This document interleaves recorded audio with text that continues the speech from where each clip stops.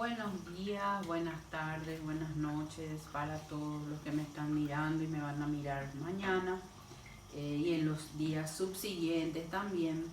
Yo soy la doctora Antonella Romano, soy especialista en ginecología y obstetricia y hoy estoy viniendo junto a ustedes sobre todo para darles unos tópicos acerca de los estudios que generalmente los médicos, los ginecólogos solicitamos a nuestras pacientes.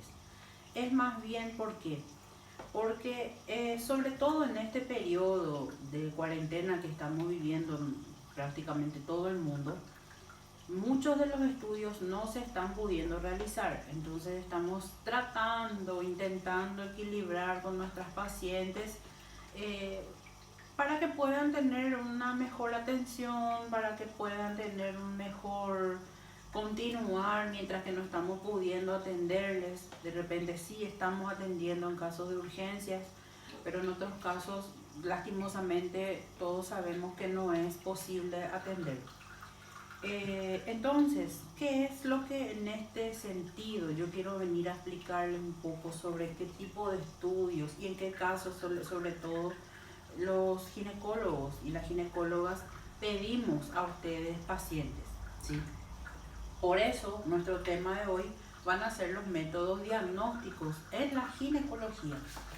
¿Y qué sería un método diagnóstico? Es una herramienta para nosotros que nos ayuda a hacer un diagnóstico preciso y certero sobre las probables patologías que se puedan estar presentando. Lógico, ustedes con sus consultas, nosotros ya nos orientamos, ya con las dudas que ustedes tienen, ya nosotros hacemos nuestros cuadros sinópticos tratando de entender qué es lo que está aconteciendo con ustedes.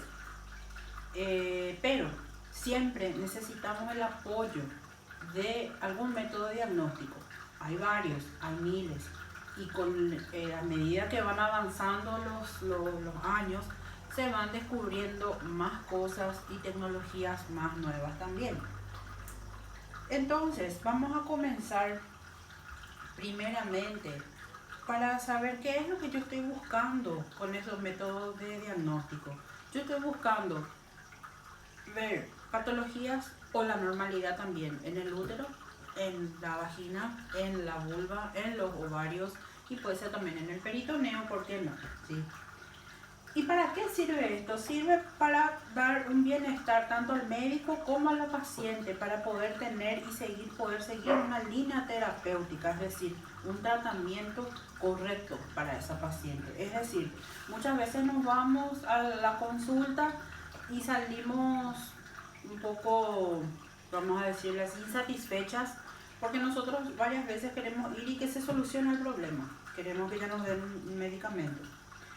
Y muchas veces nuestro médico no nos da, nuestro médico nos pide una lista larga o una lista corta, ¿verdad?, de estudios, y eso es para mejor tratarles a nuestras pacientes. Bueno, vamos a comenzar por el método más sencillo. Tenemos al método de la toma de muestra de Papa Nicolau, conocido por todo el mundo, el Papa Nicolau. No me voy a explayar mucho, voy a estar en otras entregas, voy a estar hablando más de eso. Entonces, ¿para qué sirve el Papa Nicolau? Justamente sirve para tomar muestras del cuello uterino para poder identificar si hay lesiones que le anteceden al cáncer del cuello útero o el cáncer del cuello mismo, ¿sí? Se tiene que practicar en quiénes, cómo, en qué momento yo puedo hacerme el Papa Nicolau.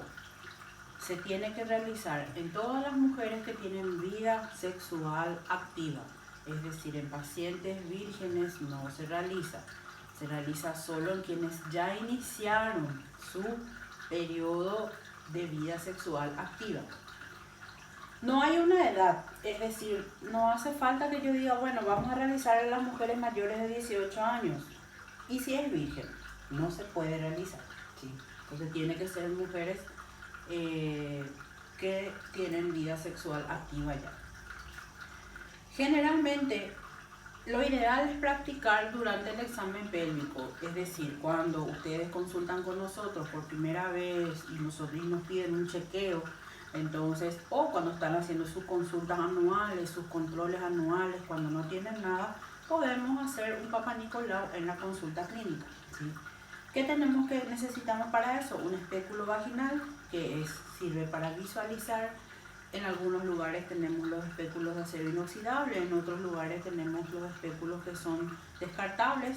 Entonces, observamos con esos aparatos, observamos el cuello del útero, la vagina, observamos la vulva también por fuera y cualquier otra anormalidad o partes normales también que encontremos dentro del aparato genital femenino.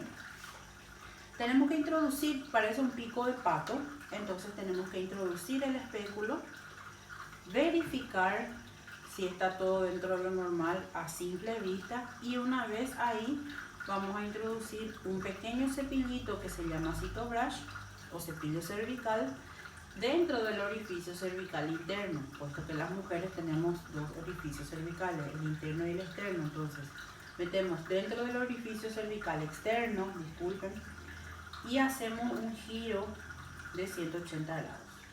Luego entonces eso retiramos y ponemos en una lámina porta objetos de esta forma, como si fuera que estamos pasando manteca sobre el pan.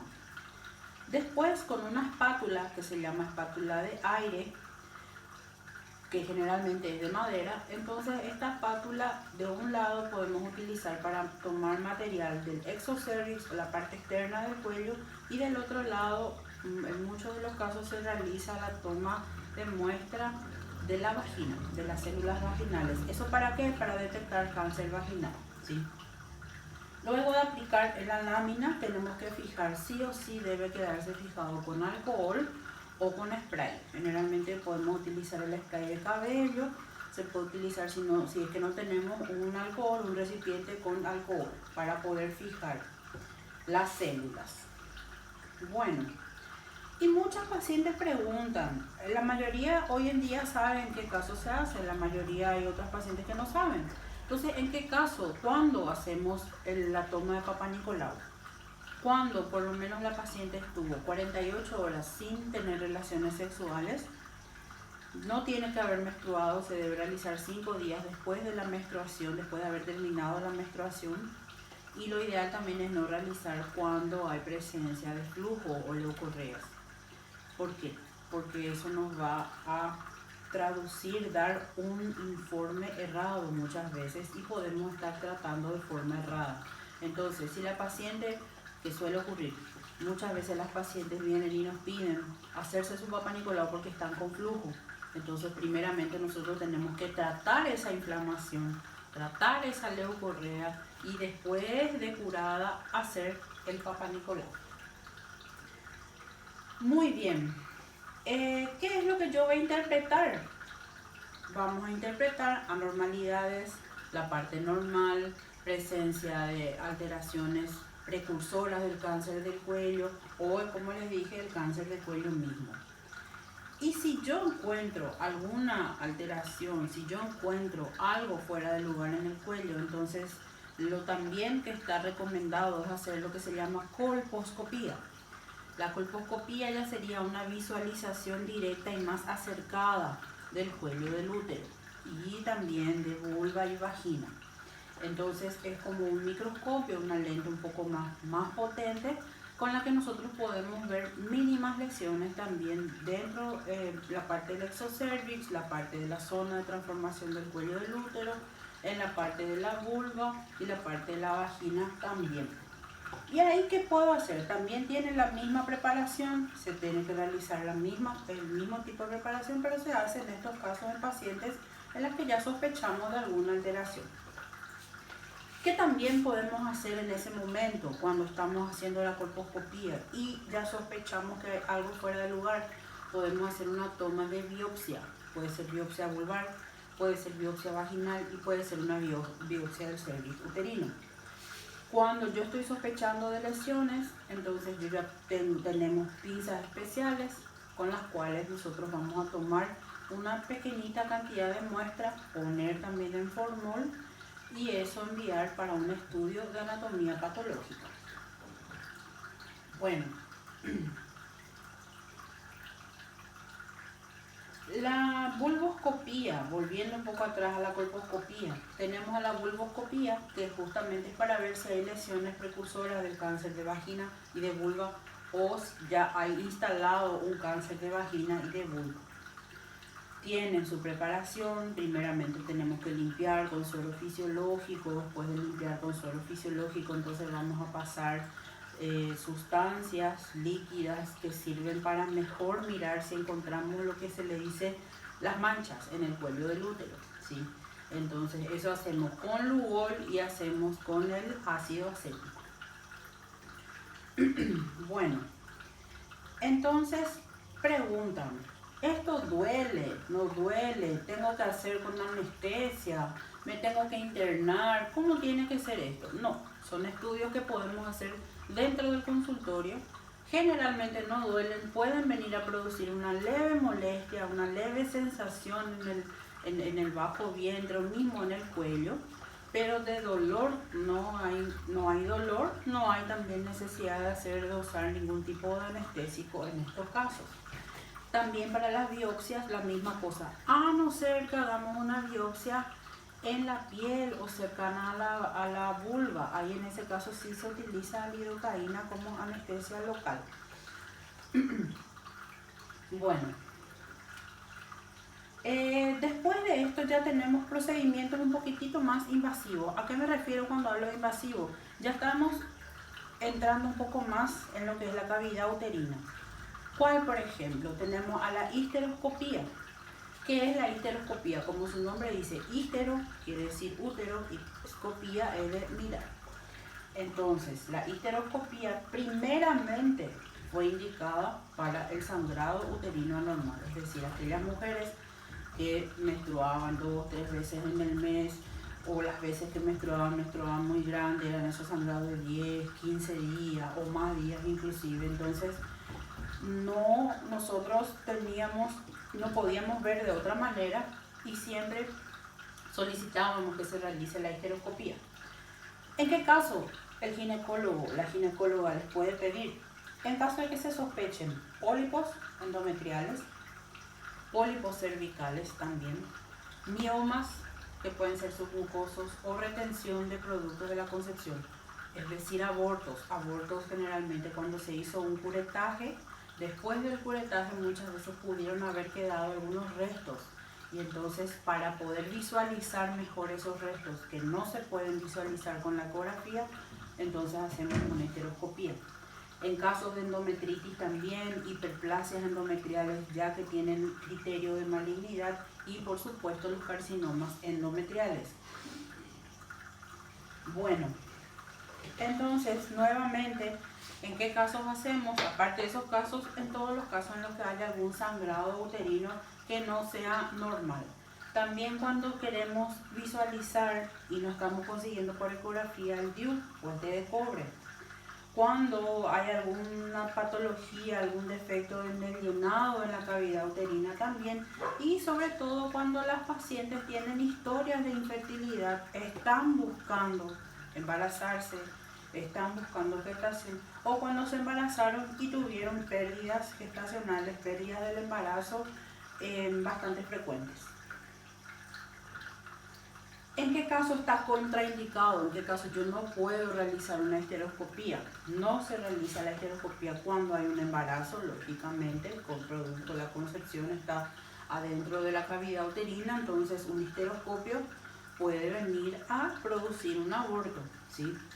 Infecciones pélvicas, nuevamente, la presencia de flujos, la presencia de secreciones impide que podamos visualizar correctamente el útero con este tipo de patologías. Y el cáncer de cuello, porque el cáncer de cuello va a estar impidiendo la entrada del histeroscopio. Bueno, otros procedimientos, tenemos un procedimiento muy conocido, es la mamografía. La mamografía se realiza en pacientes que no tienen antecedentes de cáncer de mama a partir de los 35 años de edad. Y en pacientes que ya tienen antecedentes familiares de cáncer de mama, en pacientes que tienen a partir de los 30 años de edad. La mamografía tiene que realizarse después del periodo menstrual, porque antes del periodo menstrual las mamas duelen, están muy sensibles y como tiene que comprimirse para poder visualizar imágenes que necesitamos ver, entonces se solicita que se haga después de la menstruación. Utiliza un sistema de rayos X que son de bajas dosis, no es como una radiografía, es bien baja. Y varía en cada clínica, cada consultorio es diferente, pero la mayoría mantienen el mismo patrón para poder realizar la mamografía. Y me preguntan mucho, doctora, si yo no tengo antecedentes de cáncer de mama o no tengo nada, ¿tengo que hacerme todos los años mamografía? Idealmente sí, idealmente. Pero en caso de que durante 2 años consecutivos se mantuvo un diagnóstico negativo, es decir, no hay cáncer de mama, se puede realizar cada 2 años. Pero si en mi familia yo tengo antecedentes de cáncer de mama, necesito realizarme cada año, eso sí. Bueno, luego tenemos a la laparoscopía. ¿Y en qué casos utilizamos la laparoscopía? En este caso es porque las incisiones, los cortecitos son mucho menores. Son cortes de 1 centímetro y medio aproximadamente, nada más que para que puedan ingresar las 3, las 4, las 5 pinzas dentro y también el laparoscopio dentro de la cavidad abdominal. Pero ¿cuál es lo molesto en estos casos? Es que tienen que insuflar, es decir, tienen que inflar el abdomen con CO2 para poder visualizar mejor los órganos lógicamente. Entonces, al ingresar las pinzas y el ingresar el laparoscopio, podemos ver mucho mejor la cavidad abdominal y los órganos. Tiene mucho menor tiempo de estancia, internación, ¿sí? Menor tiempo.